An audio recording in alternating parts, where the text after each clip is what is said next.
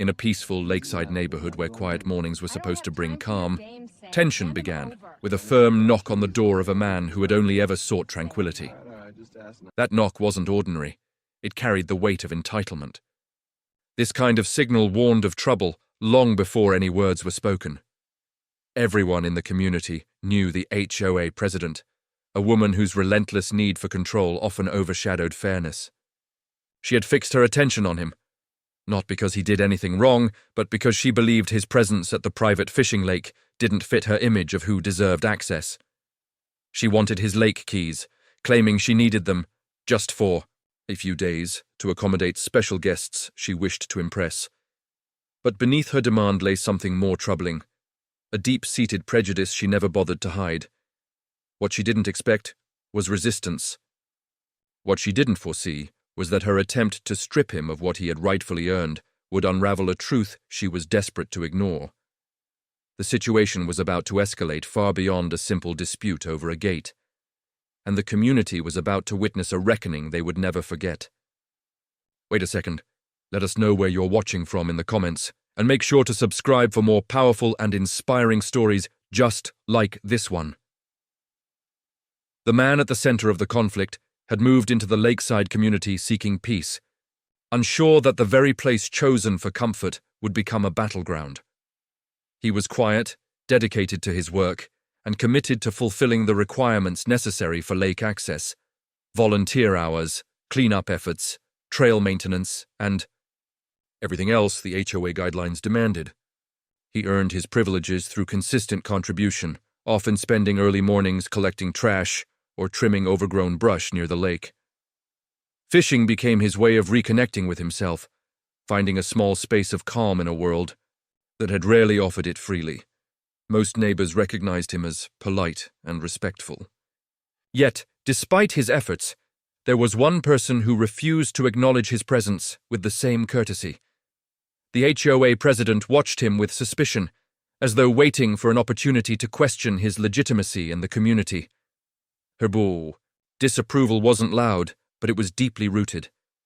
Whenever she passed him, her narrowed eyes and tight expressions revealed everything she didn't say out loud. As the annual fishing event approached, a gathering that brought wealthy outsiders into the neighborhood, the atmosphere subtly shifted. Rumors spread that she wanted exclusive access for her visiting guests, hoping to showcase the lake as if it were her personal domain. And that's when she began targeting the man who had done everything right. She saw his earned privileges not as achievements, but as obstacles to her plans.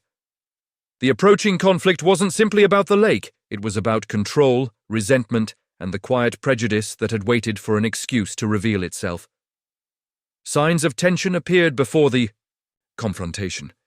Unfamiliar cars circled the lake area, and strangers wandered the walking path, inspecting the surroundings as though they already owned the space.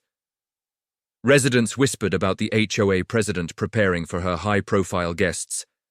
When the man appeared at the lake one morning, he found her standing authoritatively near the entrance, clipboard in hand, surveying everything with calculated intensity. As he approached, her stance stiffened. She positioned herself in front of the gate as though guarding it. Without speaking, she communicated that she believed his presence was an inconvenience. Her posture made it clear she expected him to turn away or submit to her authority. But he continued forward, calmly presenting his membership badge. Her frustration intensified. She claimed the lake required temporary closure for her guests and insisted he surrender his keys for a few days. Her tone carried entitlement, layered with an unspoken assertion that she believed she had the right to decide who belonged and who didn't.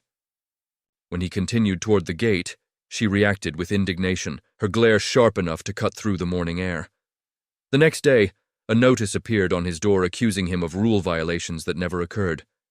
Then another, and another. Each one seemed designed to create a paper trail, building a fabricated case against him. Neighbors began retreating from conversations with him, unsure how to interpret the sudden allegations. This wasn't unfamiliar territory. The silent judgments, the subtle shifts in treatment, the assumption that he must be at fault simply because she said so.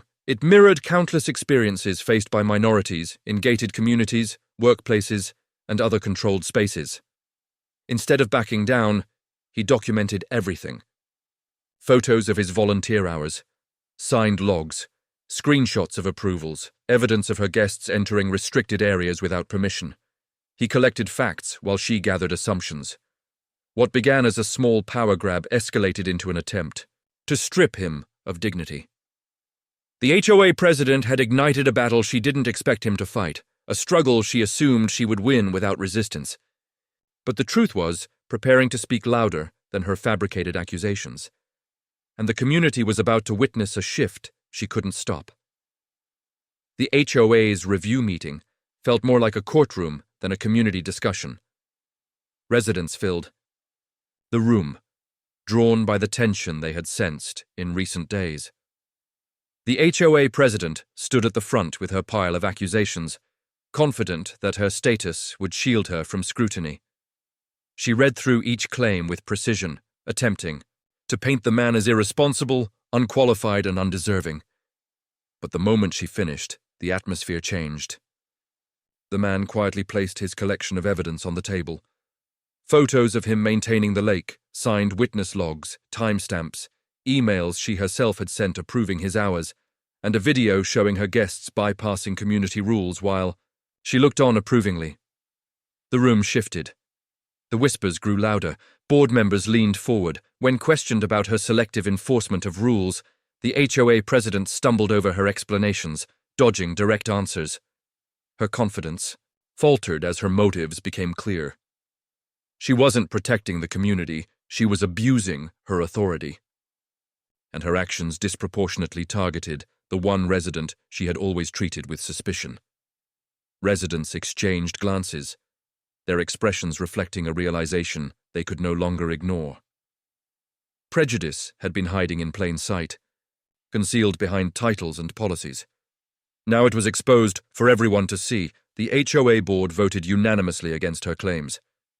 In that moment, the power she wielded so aggressively slipped away, leaving her standing alone with the weight of her own actions bearing down on her. Following the meeting, the HOA board suspended her authority and barred her guests from using the lake. All false notices issued against the man were formally dismissed. With her influence removed, the community slowly returned to the peace it once had. Neighbors who had distanced themselves approached him with apologies, acknowledging what they had witnessed. Some admitted they had sensed her bias before, but hadn't known how deep it ran. The lake remained accessible only to those who had earned the right, fairly, transparently, and without discrimination. The man returned to his quiet routine, spending mornings by the calm water once more. But something had changed, not in him, but in the community. People had seen how prejudice hides in rules, in authority, in the quiet assumptions made about who belongs. And they understood how easily fairness can be replaced by control when no one speaks up. The incident left a lasting mark. Even after peace returned, the memory of what happened served as a reminder: equity requires vigilance. Respect isn't something granted by authority, it's something earned through truth and integrity. And sometimes, standing firm is not just for oneself, but for those who will come after, so they aren't forced to fight the same battle again. What are your thoughts on this story? Share your opinion in the comments below. Which country and city are you watching from? Let me know. Take care.